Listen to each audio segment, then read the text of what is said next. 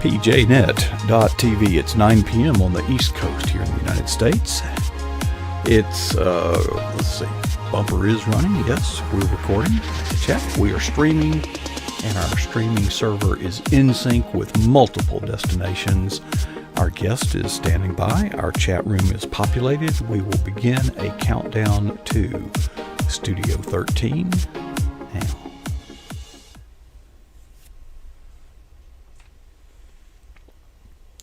Well, good evening and welcome to pjnet.tv. I'm your host, Coach Prasick. It is Wednesday night and we are going to have a wonderful night for you. A first-time guest coming up in just a few moments. And then at the bottom of the hour, Michelle Medlock-Adams, our weekly guest. Can't wait to see what she's got. I have some announcements I'm going to try to squeeze in there a little bit later on, but I don't want to take any time away from our first-time guest because Paula Jauch, I hope I pronounced Paula correctly. Jauch, yeah. It's kind of like me anyway. Paula is actually a friend of, or at least an acquaintance of, Brandy Muncaster, who has appeared on our show prior, as well as she is involved in the VineWords team that we partnered with on a project. So Brandy suggested that we get in touch with Paula. And I said, well, why? Well, she's a Christian. Well, that's enough. But Paula, your story is one of overcoming. Your story is, if folks, when you hear what Paula has to say in the few minutes ahead, whatever your excuse is, it doesn't work. Okay, because Paula not only didn't have a lot going for her, she had a lot going against her. And Paula, I'm amazed and just want to give you time to share your story. And I don't know how far back you want to go, but I liked your first podcast. That was a pretty good introductory thing. And I just share with us what you have dealt with and how the Lord has helped you get victory over that. Absolutely. You know, I was listening to a series on trauma this week and just kind of learning more and understanding trauma because that's my heart and my passion. And as I was listening to this trauma series, it was saying that sometimes we have this trauma and we don't even recognize that we're in trauma. And Mark, unfortunately today, there's a lot of people that are walking around that are traumatized. And that was my situation. I didn't even hear the word trauma or post-traumatic stress disorder until like the age 35. I was more struggling with the side effects that come from trauma. You know, you got anxiety, depression, night terrors, addiction, eating disorder. And I gave my life to Christ when I was 21 years old, but I was so confused in why I kept struggling with these things. And it kept me in such a state of shame and in such a dark place. And that's why it's so important for me to share my story and help other people understand childhood trauma. When you say you were dealing with shame, take us back to those early years. Your adolescent years were more than most adults could handle. Mm-hmm. So I grew up in addiction. My father was an alcoholic and my mom struggled with addiction. But she was always addicted to my father, who was an alcoholic and who was always gone in the bars or just getting his next fix, his next, whatever it was. He was addicted to women. He was addicted to drugs. He was addicted to alcohol. My mom became addicted to him, trying to fix him. And there were 6 of us children. And so what that does is leave us children left to raise ourselves. You and how many? I had 5 siblings, and so I was the second to the youngest. And so trauma, you block out childhood memories. So I could remember back to now I was like 7 years old, and I had this memory, and I'm going to share a PG version, but there was a lot of screaming in my house, and there was a lot of glass breaking. And I remember being 6 or 7 years old and just covering my ears until that noise went away. And I woke up the next day for school, and I went outside like a young, normal girl ready for school, and there was blood in the snow. And I just remember skipping past the blood saying, "Oh, that just must have been from last night." And there was so much abuse in my home, so much violence in my home. And that blood was from my dad getting in a physical altercation with numerous guys. But there was so much of that in my home that I just thought it was normal. And what we do as trauma survivors as we go into survival mode, it's called fight or freeze, where we literally just we learn to block things out of our mind in order for us to survive. And so when I was 9 years old, we lived on a small farm in Indiana, and my parents decided to move to Las Vegas, Nevada. And it was the first time going from a small farm to like an inner city school. And the large portion of the school was like an all black school. And don't think I'm prejudiced by sharing that part of my story, but it's just, it was new to me. I was exposed to a whole different culture. And my father's addiction got worse. And at the time, my mom's addiction to him got worse, but she also discovered gambling, which made her just not, she wasn't home a lot. And so my father ended up getting in trouble with the law. And with what he did, it was all over the news for like a year. And this was, and by this time, I'm in sixth grade.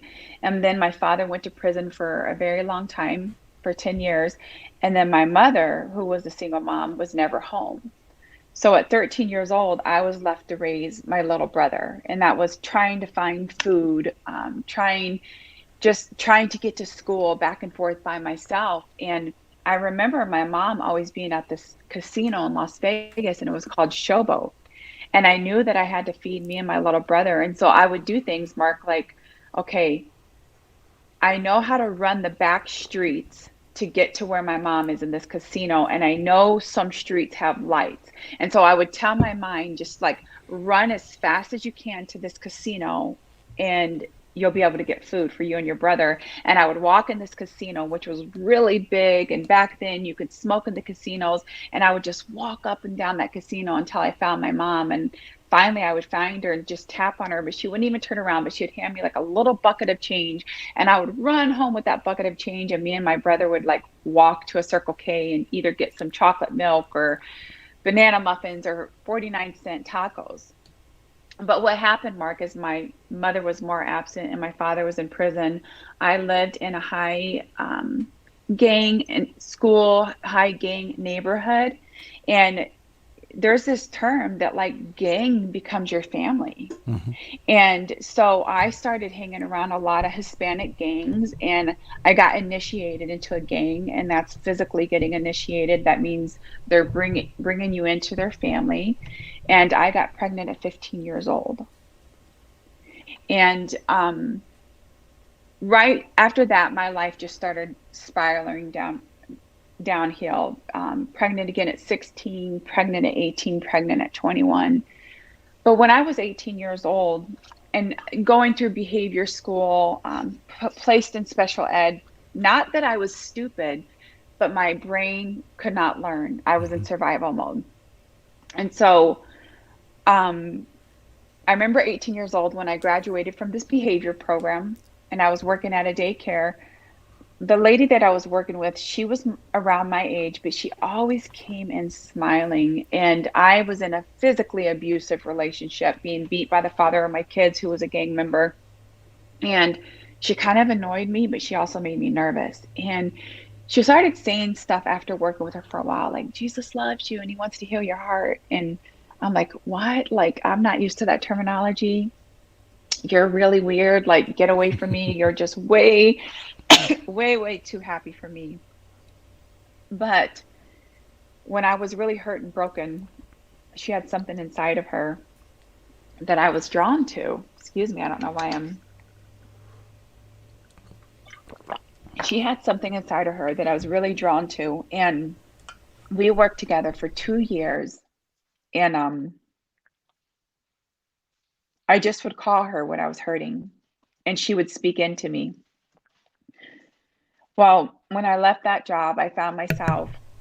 having 3 young kids at the age 21, being abused, being in this gang and drug environment. And I had trauma, but I didn't know it at the time. And my trauma was just intense because of the life I was living in the relationship. And I went into the closet to take my life. I didn't want to live anymore. So I was just sitting in there and I was like, how can I take my life? And I was ready to do it. And I just kept remembering this woman saying, Jesus loves you. She wants to heal your heart. So I had tormenting voices in my head, but all of a sudden, the message that she shared with me for 2 years just came and was getting louder as I was trying to think of how to take my life. I had a 6 year old, 3 year old, and a 6 month old. My 6 year old opened the door and he goes, Mommy, I hate you. All you do is cry. And I remember him slamming the door. And at that moment, it was like these tormenting voices or what this woman spoke over my life. And I just flipped over on my knees and I was like, all right, Jesus, whoever you are, if you're real, I want to know you now. And I was screaming at the top of my lungs. And I just I mean, that moment, every time I share that, I could get teary eyed because I just felt at that moment, like, Paula, you don't have to be like your parents. Like, things can change. Things could change. I didn't know what I was doing. I was on Section 8 government housing, on welfare, 3 kids, living in addiction. I didn't even know where to start. Something came over me when I prayed that prayer by faith, calling out to this Jesus I didn't even know. I picked myself up and went into the living room and sat all 3 of my kids on the couch. And I said, I want you to know something just happened and mommy's never going to be the same. So that woman that took me to church 2 years prior to hear a guest speaker, it wasn't the Catholic church that I would visit during Easter, Thanksgiving, and Christmas. It was a different church with loud music and praising and different things. So I decided to take my 3 babies and visit that church because I knew where it was. So I walked in with some really short shorts and my half shirt and the earring in my eyebrow, an earring in my tongue, a big bar in my tongue. And I remember this lady, her name was Tracy, blonde hair, beautiful, really skinny. She saw me across the room and she kind of scooted me in this room. And I remember wanting to go to church, but she kept me in the room the whole time. And I didn't really know why, but looking back at my outfit, I think I know why now. I don't think she wanted me to walk into church with little short shorts and a half shirt. But she sat me down and said, like, like, sweetheart, why are you here? What are you looking for? And I just got to share my story with her. And she took my kids and put them in classes where we had time to talk. And she pointed out in the Bible the salvation prayer, but she also said Jeremiah 29:11. 11. For I know the plans I have for you, says the Lord, plans to prosper you and not to harm you, to give you a future and a hope. But the only thing that kept ringing in my ear was future and a hope and not to harm you. And I said, so you're telling me you're not going to harm me? I mean, my father was very violent. His form of discipline was either punching you or choking you or names that I can't repeat on this broadcast. And so all I kept hearing is like, okay, so this Jesus I prayed to in the closet doesn't want to harm me. And I wanted to learn more. And I just kept going back to that church Wednesday morning, Wednesday night, Sunday night. I got baptized and I remember going underneath that water and coming up and I just said, I want to be a new mom. And usually children who grow up in addiction, they either go into addiction or they're like, I'm never going to get involved in addiction. But I struggled with addiction too. But that was my thing. How can I heal and overcome? But this is the pivotal moment that I just want everybody to kind of lean in for a minute and listen. I continue to go to church for over 10 years, struggling with eating disorder, cutting my body, addiction, shame, hating myself. And I did not understand why. I did Christian counseling, women's retreats, and whatever, and I did not understand why did I still have darkness, depression? Why? Because here's what I know today. When you have severe childhood trauma, it gets locked in your brain and it gets locked in your body. And we suppress the memory so deep in order to survive that we can't even put words or pictures to that trauma. And so it takes somebody who understands intense trauma therapy to get to the work. But don't let me discount that Jesus is not the healer, because Jesus is the one that led me every step of the way when I said, I'm ready to heal from trauma. What do I need to do? And that is when the trauma therapist showed up. Paula, can I That ask, is, yes. finish your thought, but I have a question. But so it's just so important for us to know that. But I want you to go ahead and ask your question. Paula, you're describing very well the hellish torment, even as a believer. And the first thought that crossed my mind is Jesus forgives us, but sometimes we struggle forgiving ourselves. But we're going deep, way deeper than that. Here's my question. How did the rest of the people in that church perceive you as a very troubled person that needs help, or did you just blend in? Because the reason I ask that, Paula, is it conceivable that there are people in our lives that are suffering and we don't even know it?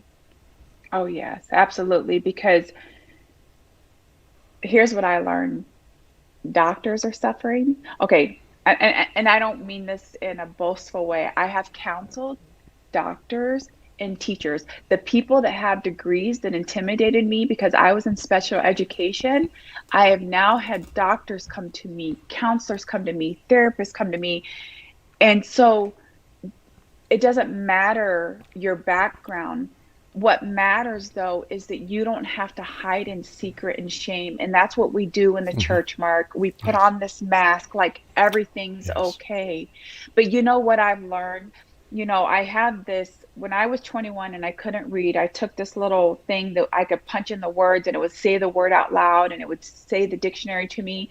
Like, I'm 44 today, but for like the 20 years I've been a sponge, just learning words and learning words and learning definitions and learning how to read.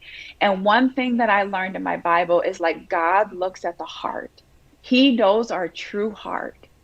Like, if we're trying to hide, like, it says that he heals the brokenhearted and he binds up their wounds in Psalms 147:3.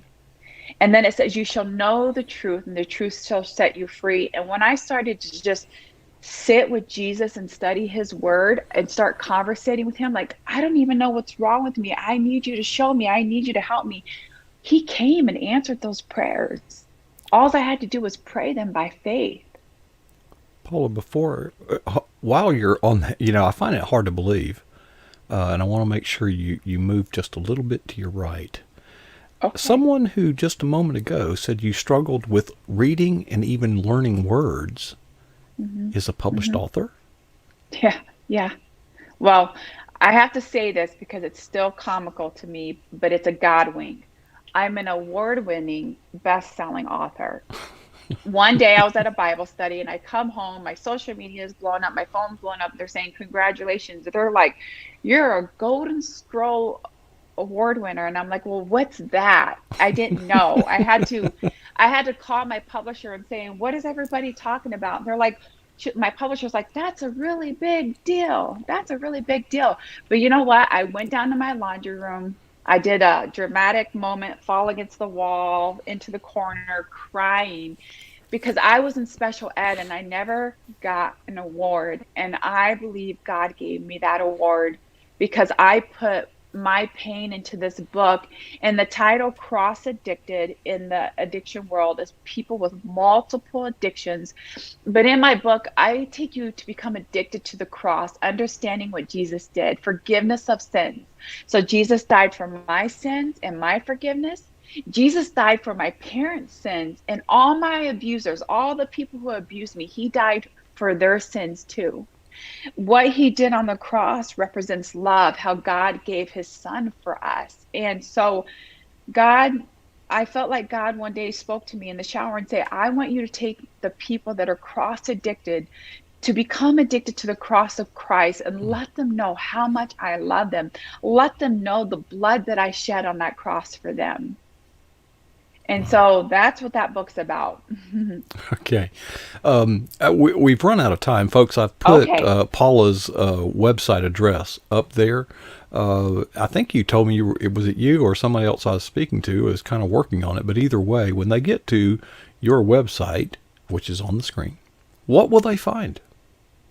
So on my Links to website, buy the book, no doubt. yeah, you could click on the link and the book it takes you right to Amazon to order the book. But if you see that graphic to the left of letting go of family trauma and addiction, on the U Version Bible app, if you have that downloaded on your smartphone or your Android, you can click on the Bible app and just type in my name, Paula Jauch, and you'll find a free 7-day devotion of letting go of family trauma and addiction. And I also have a podcast called Pretty with Paula Jauch. And Pretty, the acronym just stands for where we talk about our pain, our rejection, our experiences that led to trauma, and allow it to be a training ground to find yourself, because that's what God wants to do. He wants to take our pain and allow it to be a training so we can help other people. Folks, I have listened to Paula's first podcast, and Paula, we're out of time, but I have to say that there are precious few people that could go as deep into that darkness as you went and ever come out.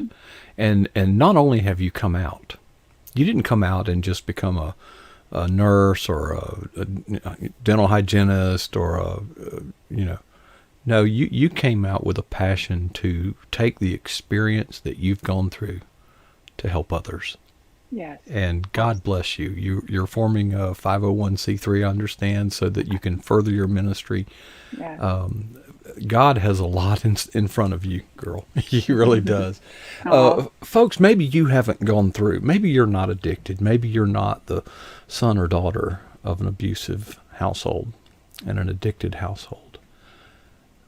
But our need for Christ is no different. If we have cheated on a test, okay, we're sinners, okay, we all are.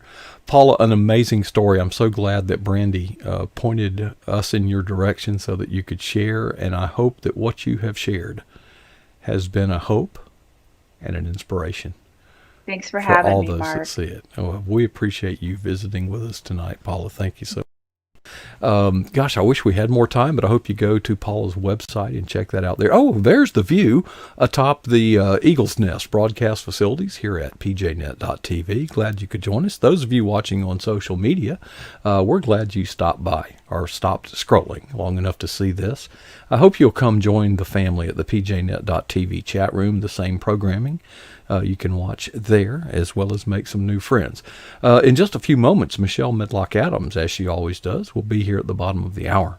I've got a little work to do between now and then to get ready for her. Let me take Paula's website off the screen now that we've talked about it. Before I leave, anytime I have an opportunity to share in a public venue, I like to ask 2 questions for you to ask yourself. Here's the first one. What is the boldest thing that you've ever done for Jesus Christ?